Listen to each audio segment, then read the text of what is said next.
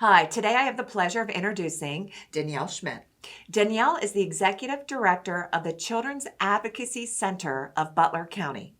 Did I get that right? You did. All right, cool. Perfect. So Danielle, first off, we want to thank you so much for coming on and talking about a very important issue, and that's, taking care of kids. Yes. And they're so near and dear to our hearts. So what are the services that are provided by your center?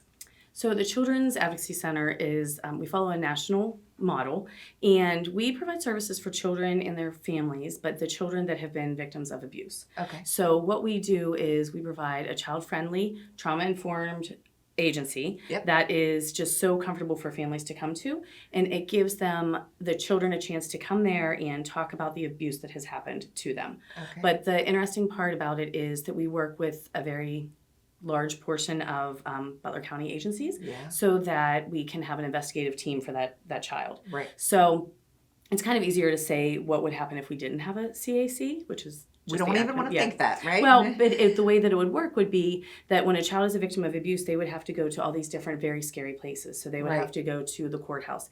They would have to go to the police station. They would have to go to see a victim advocate, potentially talk to a prosecutor and tell their story of what had happened to them over and over and over again.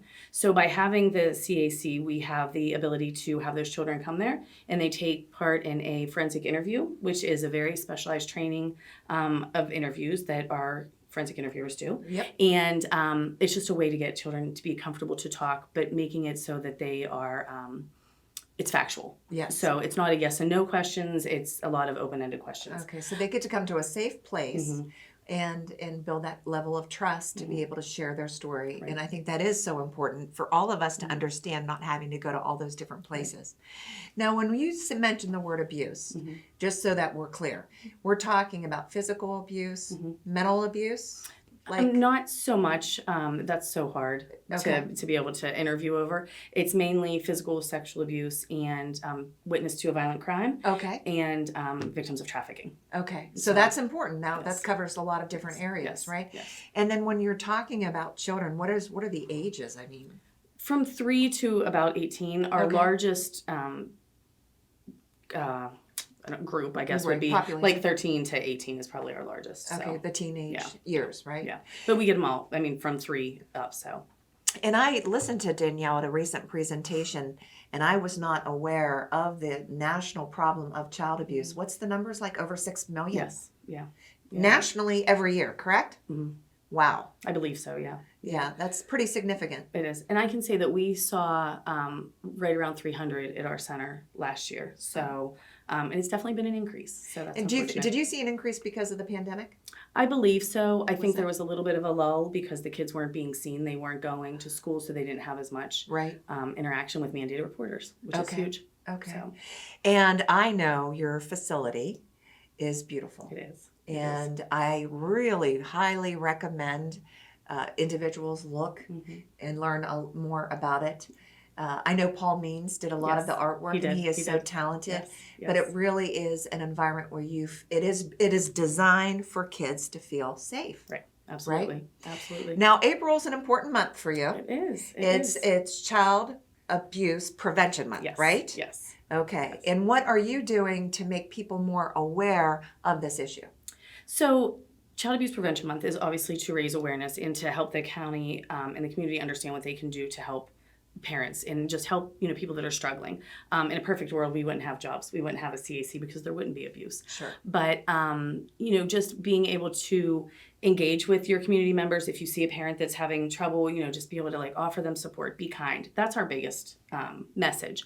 But we also want to just make sure that everybody in the county knows that this is what we're doing. So we encourage families and organizations and companies, anything, to do pinwheel gardens. Yes. So, and this is something that's across the nation. You can see them in Washington, D.C., you name it. And we have signs that say April is Child Abuse Prevention Month, and we collaborate with the Butler County Prevention Council Yep. to be able to do this. And we, so you get a sign, you get pinwheels, and you just make a little pinwheel garden outside of your company, school, wherever. Sure, So, sure. yeah. And I know I've seen my neighbors do it, right? Yeah, they're everywhere. Yeah. Yeah, it's great. And then you have a fun event at the end of April, Yes, right? yes. April the 30th, we have a strikeout child abuse bowling event Yes, at yes. Family Bowl Away Fun Yes. Center.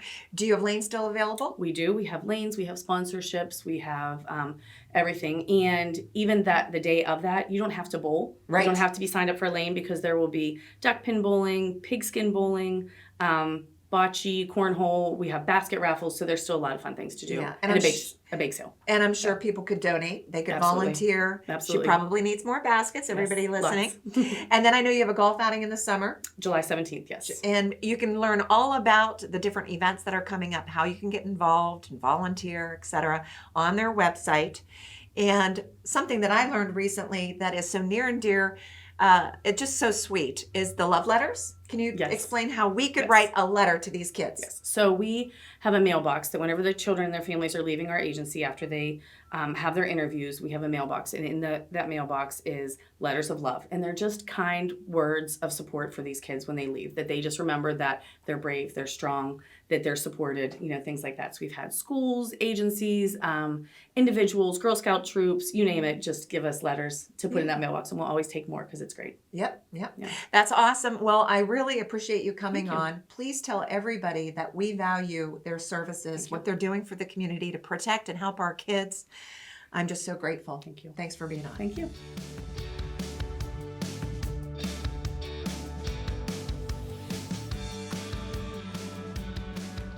Thanks for watching this episode of the Butler Buzz.